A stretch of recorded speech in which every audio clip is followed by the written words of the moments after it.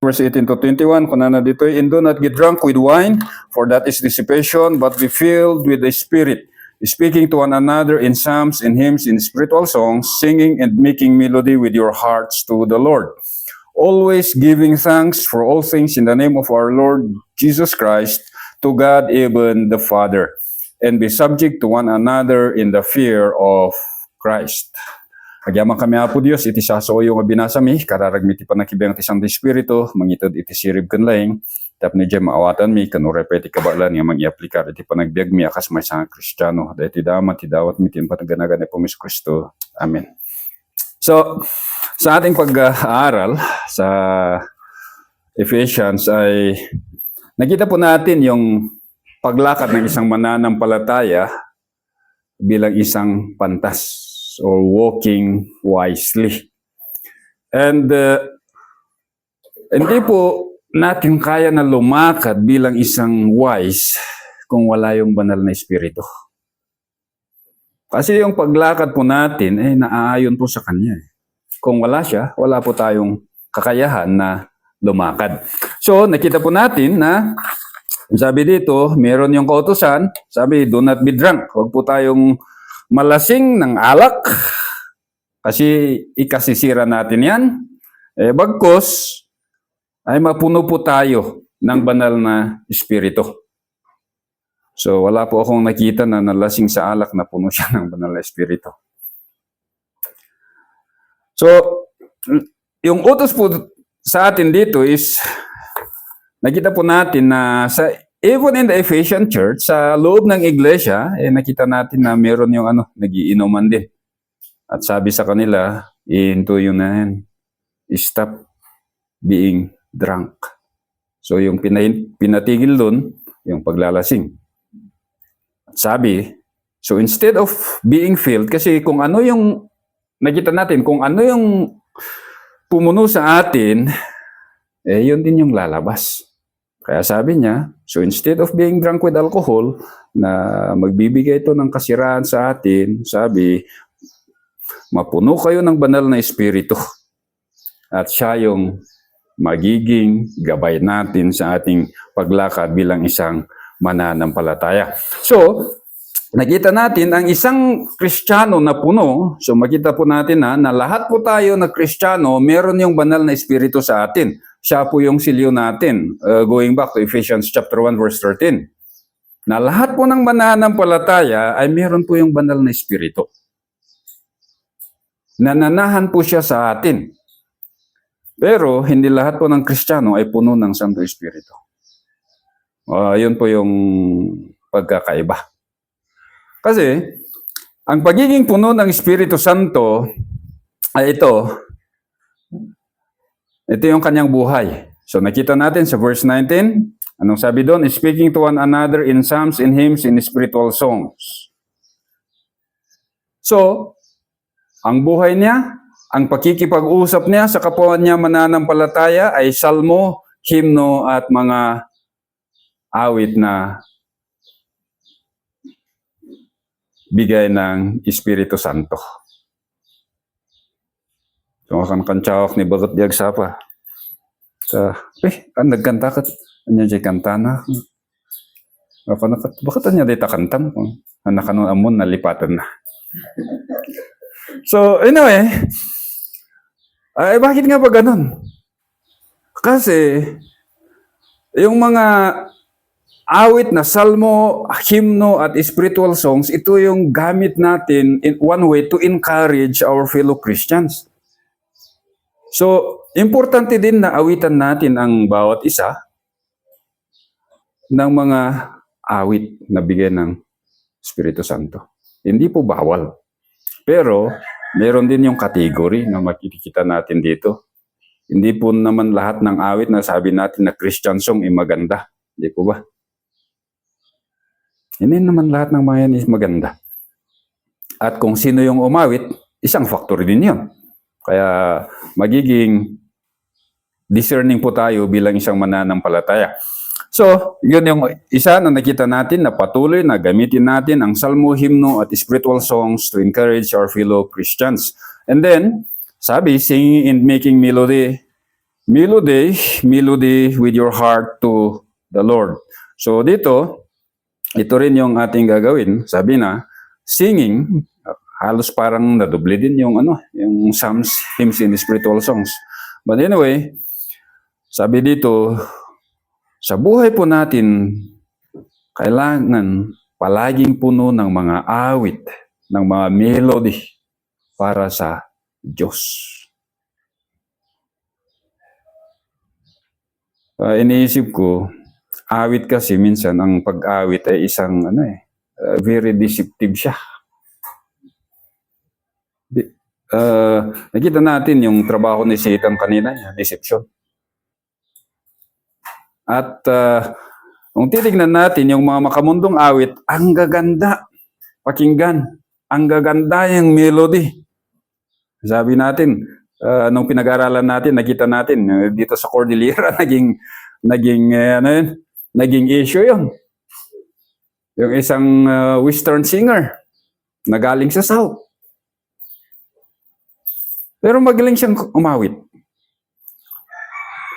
Pero bilang isang mananampalataya, makita natin dito, ang awit kasi, ito yung ating ginagamit na means of worship. One means of worship. Ang isa itong, may isang hindi nga, panagdayaw tayo itiapo. It is our worship to the Lord. Kaya kung ano yung lumalabas sa ating mga bibig, yun na yun.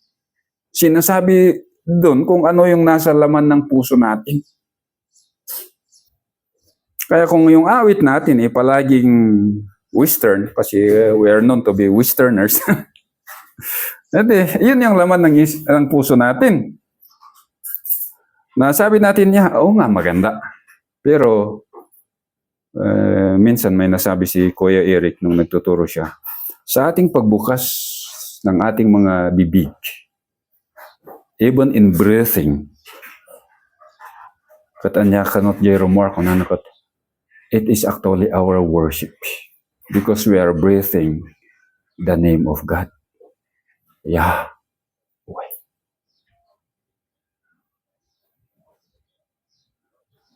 So, sabi, a man filled with the Holy Spirit, palagi siyang umaawit. Pero, ang mga awit na to ay awit para sa Diyos. Kaya, akong isang mahilig sa Western, gustong-gusto ko yung Western songs, country. Minsan, yan yung lumalabas sa bibig. Bagamat, hindi natin sinasabi na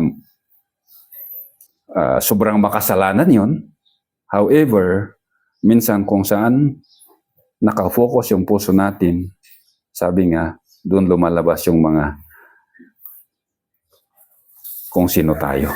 So, ang isang mananampalataya ay natural na singer. Kaya, itong family ni Brother Reggie na natural na singer. Pero sa amin, walang hilig yung music sa amin. Mahilig nga kami sa music, pero walang hilig yung music sa amin. But anyway, hindi naman pinipigilan ng mga mananampalataya to sing songs for the Lord. Sabi nga, singing and making melody. Actually, these are present active. Ibig sabihin, ito yung gawain ng isang mananampalataya. At hindi lang singing and making melody. Sabi, nakita natin sa verse 20, ang isang palatandaan na isang Kristiyano ay punong-puno ng banal na Espiritu is yung palaging nagpapasalamat. Always giving thanks. Ori minartilyo tayo jay tamudo tayo, ay salamat apo. Na ikadjay kukok. So anyway, always giving thanks. So dito, a man or a Christian filled with the Holy Spirit ay talagang nagpapasalamat. Ano man yung mga circumstances na darating sa buhay natin, ano man yung makapagsubukan ng mga yon, we always go back to God in thanksgiving. Alam natin, masakit ang mga yon, we cry, pero we always go back to Him. Nagpapasalamat kasi we know that we have a God, a loving God, who embraces us. Na palaging kumakanlong sa atin when times na parang wala tayong mapupuntahan. We have a God who feels our emotions. Kaya, sabi dito, always giving thanks for all things. Sa lahat po ng mga bagay na darating sa atin, ay magpapasalamat po tayo. Kaya, yun, makita natin sa buhay natin. Kaya kung walang pasasalamat, ay alam na po natin yan na we are being run by our old man. Na yung old man na natin, siya yung nag-take over at siya yung nagmamando sa buhay natin. Kaya, and then next na makita natin, a man filled with the Holy Spirit, isa ito sa pinakamahirap din. Sa 5:21 sabi, and be subject to one another in the fear of Christ. Be subject. Huputaso. Na ibig sabihin to arrange under in an orderly fashion. Parang yung mga sundalo, yung mga kasundaluhan. Na there is that hierarchical possession or yes, na kung saan na yung private, magsasaludo sila sa kanilang natataas na opisyal. Parang ganun. Yung word na be subject. At ito po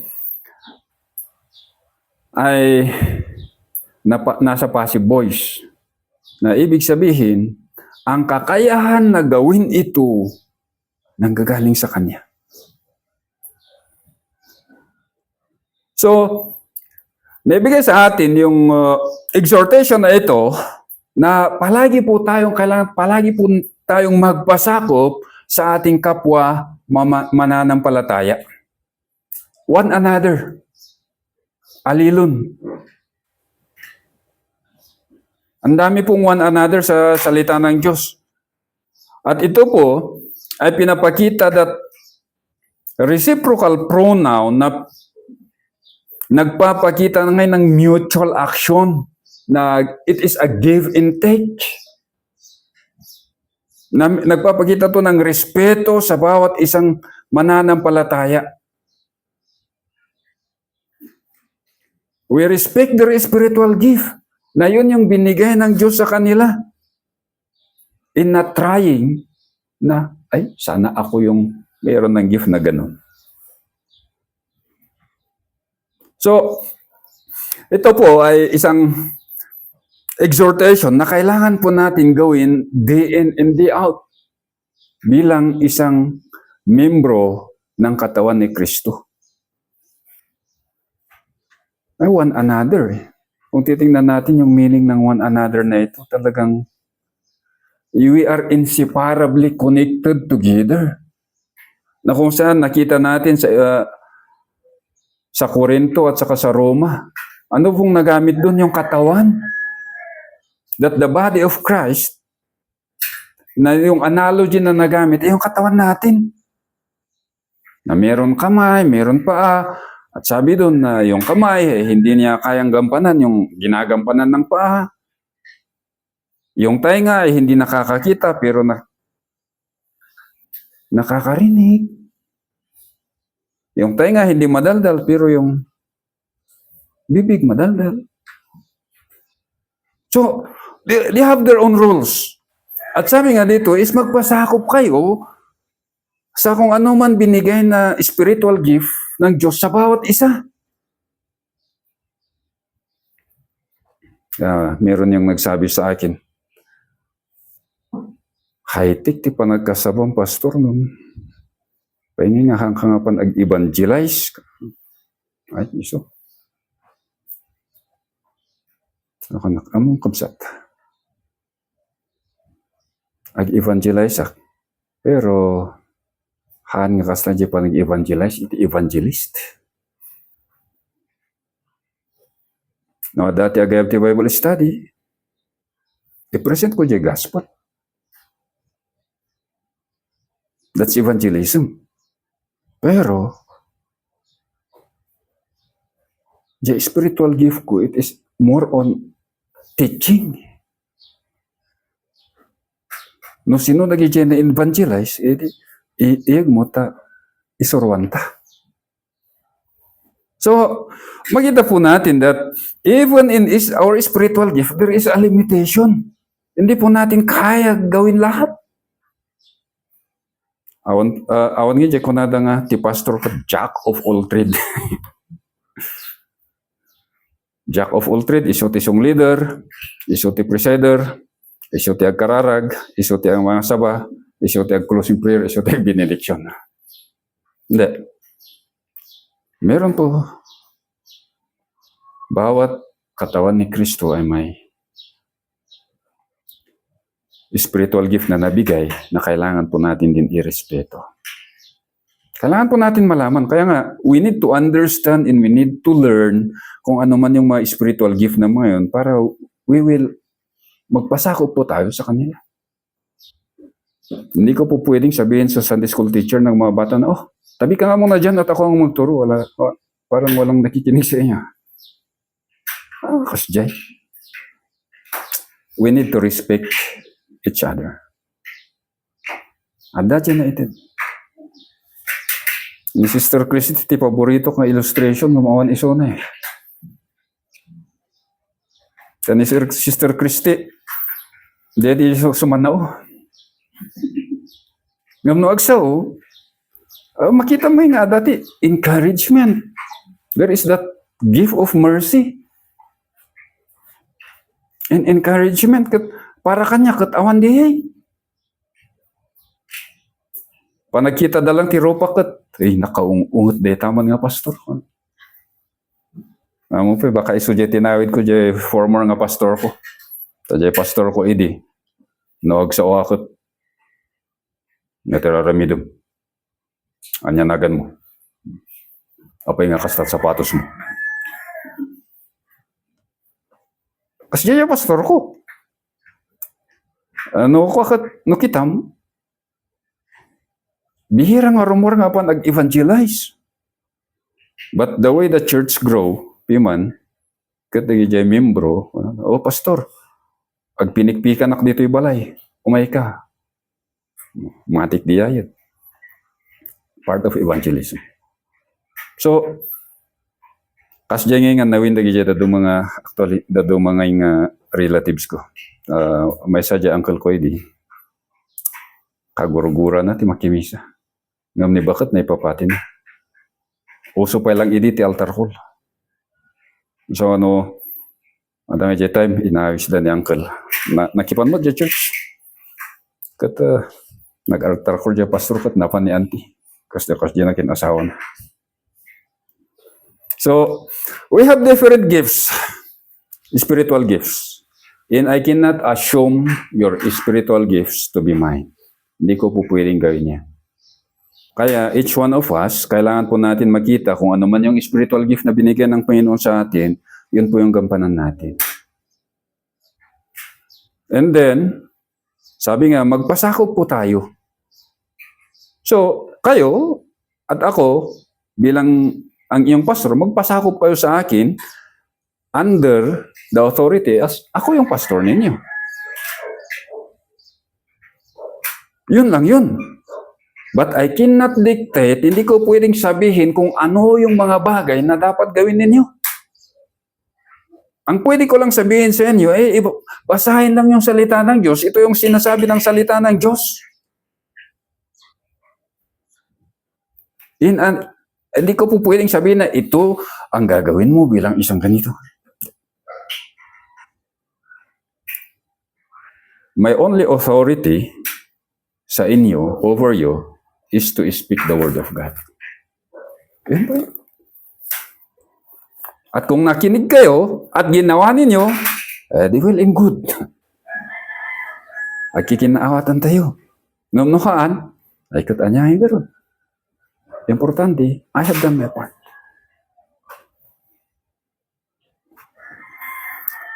Sabi ko kanina, I cannot assume also the gift of mercy because that is actually not my personality. Pero meron talaga yung mga tao na makita mo nga lang Jero, padakat makaisum ka nga talaga. Ma-encourage ka. Adda mo jay agsaw nga, oh, kabsat, kumusta? Malag-anang ka. Urehan mo pa lang baga jay problema. Adda mo tagi jay, adda ti spiritual gift na ti helps nga. O intayo ijay. Nag-awis da. Kat ko nanda kat. O intayo. Dito jay logan ko. Ni Brother Shano di jay. Ano itod mo jay plitim ko na nakatahanan. Nung datangan na ngina ti krudo. Paano tayo mat niya kabusat. Because that is their joy. Iso diya jay ragsak da. Iso nga no pilitom nga itod iti plitim iti jay ada ti gift of health na ay agsakit ati panunot na. Iso nga no inbaga na nga haan. Itod nyo na lang kanyak. Joke. Hanyo nga ipilit. Do not insist. Why? Yun po yung kanilang kagalakan sa pagsisilbi sa Panginoon. And that is one way of submitting ourselves to their spiritual gift. Kaya, sabi po dito, be subject to one another. So submission is neither inferiority nor inequality. Gamkit di, it is about humbly recognizing, respecting, and voluntarily placing ourselves under their spiritual gift. Anyaman di yung spiritual gift da, agpaito ito. So again, submission can only be done by the power of the Holy Spirit. Hindi po natin kaya to because this is countercultural. Ti kayat tayo da tayo di adajay nga to. That is the normal of man. Isang oras tayo di pa pastor, agpipinasikat da. To be honest, that is reality. So ano may minsan katangko kayat ti makis istorya ti pa pastor. Mas karon nung naornong da nga nagado. Mas karon nung naornong dagiti reform kan baptist. Nagdublingan na nga to ti kugtar da. No ti baptist kat na nga to ti kugtar na, inayon mo palang jay reform. Sus, talaga nga nangat nga to. parang, ang hirap talaga. But, that is how the Word of God says na be subject to one another. Kailangan po natin magpasakop sa spiritual gift na bigay ng Diyos sa bawat isa sa atin at pwede lang natin gawin ito by the power of the Holy Spirit. Kaya nga sabi doon, going back to the main verb, ang main verb po sabi, be filled with the Holy Spirit. As the Holy Spirit fills us, kung pupunin niya tayo, doon po tayo magkakaroon ng kakayahan na magpasakop sa kapwa po nating mananampalataya.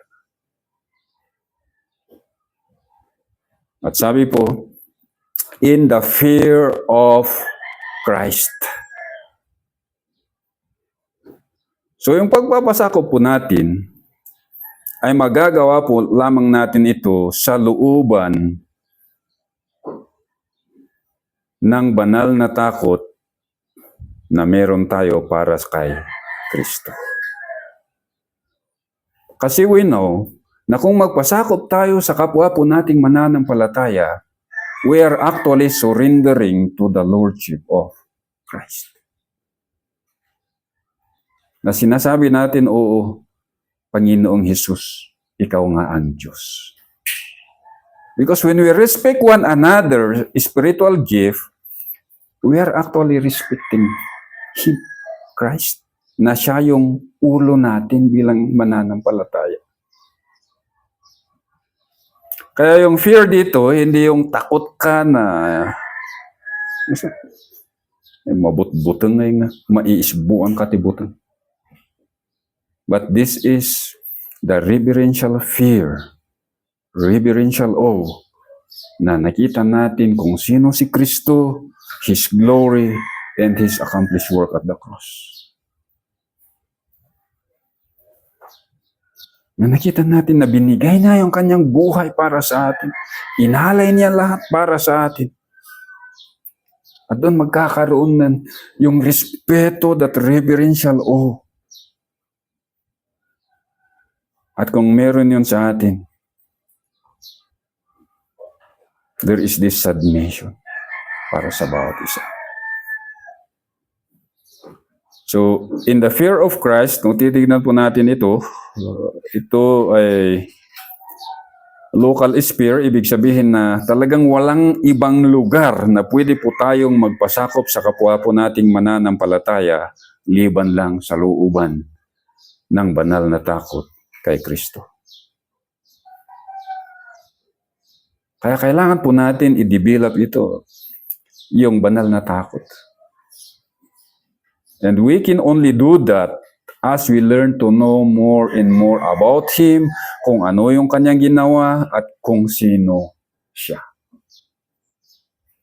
So, in studying Revelation, sabi nga ni Kuya Eric kanina, doon natin makikita kung sino si Kristo in the future. At pag nalaman natin kung sino siya, magkakaroon po tayo ng banal na takot para sa Kanya. This fear of Christ. And you know what? As we submit to one another in the fear of Christ, the church of Christ will be exalted.